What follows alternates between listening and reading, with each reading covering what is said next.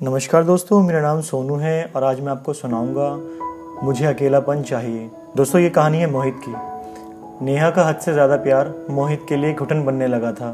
नेहा के मायके जाते ही वह सीमा से मिला, पर उससे विदा लेते ही ऐसा क्या हुआ कि वह नेहा से मिलने को बेताब हो उठा। आज मैं ऑफिस में बिल्कुल भी ढंग से काम नहीं कर पा रहा था। इस कारण बॉस से तो कई बार डांट खानी ही पड़ी, सहयोगियों के साथ भी झड़प हो गई। आखिर मैंने तंग आकर ऑफिस से 1 घंटा पहले जाने की अनुमति बॉस से मांगी, तो उन्होंने तीखे शब्दों में मुझसे कहा, मोहित, आज सारा दिन तुमने कोई भी काम ढंग से नहीं किया।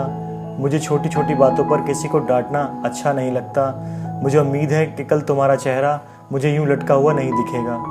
बिल्कुल नहीं दिखेगा सर, ऐसा वादा करके मैं उनके कक्ष से बाहर आ गया। ऑफिस से निकलकर मैं मोटरसाइकिल से बाजार जाने को निकला। मुझे अपनी पत्नी नेहा के लिए एक गिफ्ट लेना था। हमारी शादी को अभी सिर्फ 4 महीने ही बीते थी। नेहा मेरे सुख व खुशियों का बहुत ध्यान रखती थी। मेरी पसंद पूछे बिना मजाल है वह कोई काम कर ले। पिछले गुरुवार को उसका यही प्यार भरा व्यवहार मुझे ऐसा खला कि मैंने उसे शादी के बाद पहली बार बहुत ज़ोर से डांट दिया था। उस दिन हमें राहुल की शादी की पहली सालगिरह की पार्टी में जाना था। जगह जगह ट्रैफिक जाम मिलने के कारण मुझे ऑफिस से घर पहुंचने में पहले ही देर हो गई थी। ऊपर से यह देखकर मेरा गुस्सा और भी बढ़ने लगा। नेहा समय से तैयार होना शुरू करने के बजाय मेरे घर आने का इंतज़ार कर रही थी। इनमें से मैं कौन सी साड़ी पहनूं, यह तो बता दो। आदत के अनुसार उसने इस मामले में भी मेरी पसंद जाननी चाहिए। नीली साड़ी पहन लो।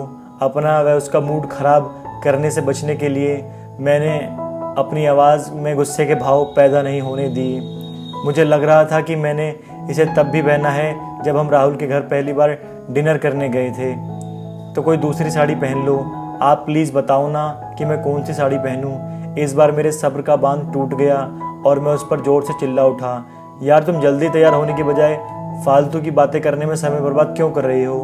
हर काम करने से पहले मेरी जान खाने की बजाय तुम अपने आप फैसला क्यों नहीं करती कि क्या किया जाए और क्या ना किया जाए? मुझे ऐसा बचकाना व्यवहार बिल्कुल भी अच्छा नहीं लगता। पार्टी में पहुंचकर उसका मूड पूरी तरह ठीक हो गया था, पर मेरा मूड उसके चिपकू व्यवहार के कारण खराब बना रहा। राहुल मेरा कॉलेज का दोस्त है। उस पार्टी में शामिल होने कॉलेज के और भी बहुत से पुराने दोस्त आए थे। मैं कुछ समय अपने इन पुराने दोस्तों के साथ बिताना चाहता था, पर नेहा मेरा हाथ छोड़ने को तैयार ही नहीं थी। कुछ देर के लिए जब वह फ्रेश होने के लिए गई, तब मैं अपने दोस्तों के पास पहुंच गया। मेरे दोस्तों ने मौका नहीं छोड़ा और नेहा का चिपकू व्यवहार मेरी खिंचाई का कारण बन गया। मुंह फट सुमित ने मेरा मजाक उड़ाते हुए कह दिया, अबे मोहित, ऐसा लगता है कि तूने किसी थानेदारनी से शादी कर ली है। नेहा भाभी तो तुझे बिल्कुल भी अकेला नहीं छोड़ती। शायद मोहित की शादी के बाद हर सुंदर लड़की के साथ इश्क लड़ाता होगा, तभी भाभी इसकी इतनी ज़बरदस्त चौकीदारी करती हैं। कुंवारे नीरज के इस मजाक पर सभी दोस्तों ने एक साथ ठहाका लगाया। अपने मन की खींच को काबू में रखते हुए मैंने जवाब दिया, वह थानेदारनी नहीं बल्कि बहुत डिवोटेड वाइफ है। तुम सब अंदाज़ा भी नहीं लगा सकते कि वह कितनी केयरिंग और घर संभालने में कितनी कुशल है।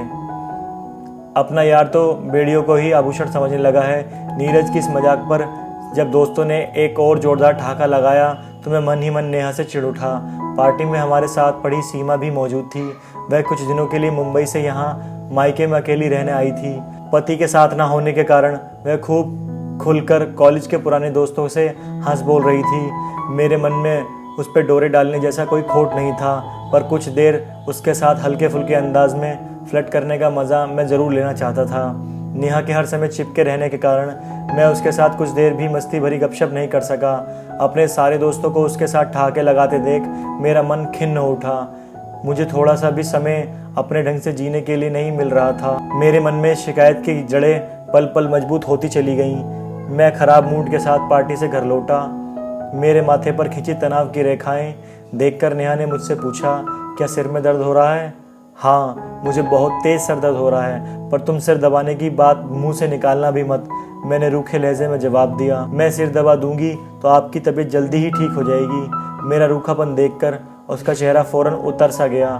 मुझे सिर दर्द जल्दी ठीक नहीं करना है। अब तुम मेरा सर खाना बंद करो, क्योंकि मैं कुछ देर शांति से अकेले में बैठना चाहता हूँ। मुझे खुशी व सुकून से जीने के लिए पर्सनल स्पेस चाहिए। यह बात तुम जितनी जल्दी समझ लोगी उतना अच्छा रहेगा। मैं उसके ऊपर जोर से गुर्राया तो वह आंसू बहाते हुए मेरे सामने से चली गई। अगले दिन मैंने उसके साथ ढंग से बात नहीं की। वह रात को मुझसे लिपटकर सोने लगी तो मैंने उसे दूर धकेला और करवट बदल ली। मुझे उसका अपने साथ चिपक कर रहना बिल्कुल भी बर्दाश्त नहीं हो पा रहा था। अगले दिन शनिवार की सुबह जब मैं ऑफिस जाने को घर से निकलने लगा तब उसने मुझसे दुखी व उदास लहजे में कहा, आपस का प्यार बढ़ाने के लिए पर्सनल स्पेस की नहीं बल्कि प्यार भरे साथ की ज़रूरत होती है।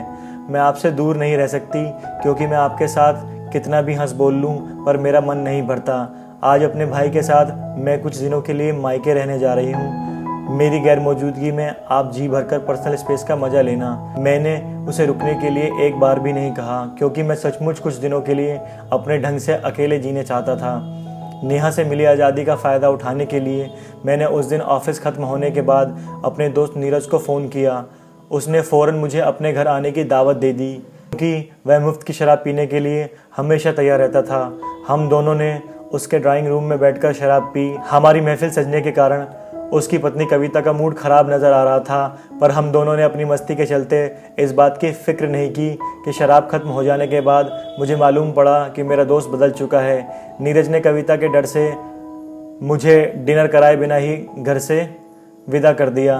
मैंने बाहर से बर्गर खाया और घर लौटकर नीरज को मन ही मन में बहुत सारी गालियां देता पलंग पे ढेर हो गया। पार्टी के दिन सीमा से खुलकर हंसी मजाक ना कर पाने की बात अभी भी मेरे मन में अटकी हुई थी। इतवार की सुबह मैंने रवि से उसका फ़ोन नंबर लेकर उसके साथ लंच करने का कार्यक्रम बना लिया। हम 12 बजे एक रेस्तरां में मिले। पहले मैंने उसे बढ़िया लंच कराया और फिर हम बाज़ार में घूमने लगे। उसकी खनकती हंसी और बातें करने का दिलकश अंदाज लगातार मेरे मन को गुदगुदाए जा रहा था। कुछ देर बाद मैंने उससे पूछा, क्या हम मैटिनी शो देखने चलें? नहीं, उसने अपनी आंखों में शरारत भरकर जवाब दिया। क्यों मना कर रही हो? मैंने हंसते हुए पूछा। हॉल के अंधेरे में तुम अपने हाथों को काबू में नहीं रख पाओगे। मैं वादा करता हूँ कि बिल्कुल शरीफ बच्चा बनकर फिल्म देखूंगा। सॉरी मोहित, शादी के बाद तुम्हें नेहा के प्रति वफादार रहना चाहिए। उसका ये वाक्य मेरे मन को बुरी तरह चुभ गया। मैंने उससे चिढ़कर उससे ये पूछ लिया, क्या तुम अपने पति के प्रति वफादार हो? मैं उनके प्रति वफादार हूँ, उसका इतरा कर जवाब देना मेरी चिढ़ को और ज़्यादा बढ़ा गया। फिर मुझे ऐसा क्यों लग रहा है कि अगर मैं ज़रा सी भी कोशिश करूं तो तुम मेरे साथ बेड शेयर करने को राज़ी हो जाओगी। शट अप, उसने मुझे छिड़कर डांटा तो मैं उसका मजाक उड़ाने वाले अंदाज में हंस पड़ा। मेरे ख़राब व्यवहार के लिए उसने मुझे माफ़ नहीं किया और कुछ मिनट बाद ज़रूरी काम होने का बहाना बनाकर चली गई। मुझे उसके चले जाने का अफसोस तो नहीं हुआ पर मन में अजीब सी उदासी का शिकार ज़रूर हो गया। मैंने अकेले ही फिल्म देखी और बाद में देर रात तक बाज़ार में घूमता रहा। उस रात ढंग से सो नहीं सका क्योंकि नेहा की याद बहुत सता रही थी। बार बार उससे फ़ोन पे बातें करने की इच्छा हो रही थी पर उसके साथ गलत व्यवहार करने के अपराध के बोझ ने ऐसा नहीं करने दिया। सोमवार को ऑफिस में दिन गुजारना मेरे लिए मुश्किल हो गया था। काम में मन ना लगने के कारण बॉस से कई बार डांट भी खानी पड़ी। जब वहाँ रुकना बेहद कठिन हो गया तो बॉस से इजाज़त लेकर मैं घंटा भर पहले ऑफिस से बाहर आ गया था। ऑफिस से निकलकर घंटे भर बाद ही नेहा को फ़ोन करके उल्हाना दिया, तुम इतनी ज़्यादा निर्मोही कैसे हो गई? आज दिन भर फ़ोन करके मेरा हालचाल क्यों नहीं पूछा? मैंने तो आपकी नाराज़गी व डांट के डर के कारण से फ़ोन नहीं किया। उसकी आवाज़ का कंपन बता रहा था कि मेरी आवाज़ सुनकर वह भावुक हो उठी थी।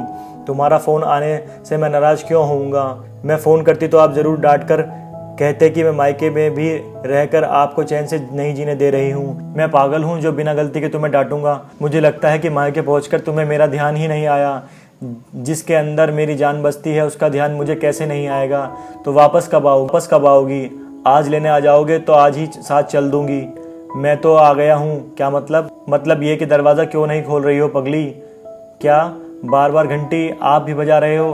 दरवाज़ा खोल कर देख लो ना मेरी जान। मैं अभी आई। उसका उतावलापन खुशी से भरी आवाज़ सुनकर मैं ज़ोर से हंस पड़ा था। दरवाज़ा खोलकर जब उसने मुझे फूलों का बहुत सुंदर सा गुलदस्ता हाथ में लिए खड़ा देखा उसका चेहरा खुशी से खिल उठा। अपना उपहार स्वीकार करने के बाद वह मेरे सीने से लिपटकर खुशी के आंसू बहाने लगी। मुझे इस समय उसकी वह बात ध्यान आ रही थी जो उसने मुझे मायके जाने से पहले कही थी। आपस में प्यार बढ़ाने के लिए पर्सनल स्पेस की नहीं बल्कि प्यार भरे साथ की ज़रूरत होती है। मैं आपसे दूर नहीं रह सकती, क्योंकि आपके साथ मैं कितना भी हंस बोल लूँ पर मेरा मन नहीं भरता। मैंने उसका माथा चूमकर भावुक लहजे में कहा, मेरी समझ में यह आ गया है कि तुम्हारे अलावा मेरी ज़िंदगी में खुशियाँ भरने की किसी के पास फुर्सत नहीं। मुझे अपनी ज़िंदगी में पर्सनल स्पेस नहीं, बल्कि तुम्हारा प्यार भरा साथ चाहिए। भविष्य में मेरी बात का बुरा मानकर फिर कभी मुझे अकेला मत छोड़ना। कभी नहीं छोड़ूंगी। अपनी मम्मी की उपस्थिति की परवाह ना करते हुए उसने मेरे होठों पर एक छोटा सा चुंबन अंकित किया और फिर शर्मा भी गई। उसने कुछ देर बाद ही मेरे साथ सट कर बैठते हुए ढेर सारे सवाल पूछने शुरू कर दिए। मुझे अब उसके सवालों को जवाब देने में अब कोई परेशानी महसूस नहीं हो रही थी। उससे दूर रहने के अनुभव इतने घटिया रहे थे कि मेरे सिर से पर्सनल स्पेस में जीने का भूत ही पूरी तरह से उतर गया था। दोस्तों, अगर आपको कहानी अच्छी लगी हो तो लाइक, शेयर और कमेंट जरूर करें। ऐसी और भी मज़ेदार और मोटिवेशनल कहानी देखने और सुनने के लिए हमारे YouTube चैनल को सब्सक्राइब भी ज़रूर करें। धन्यवाद।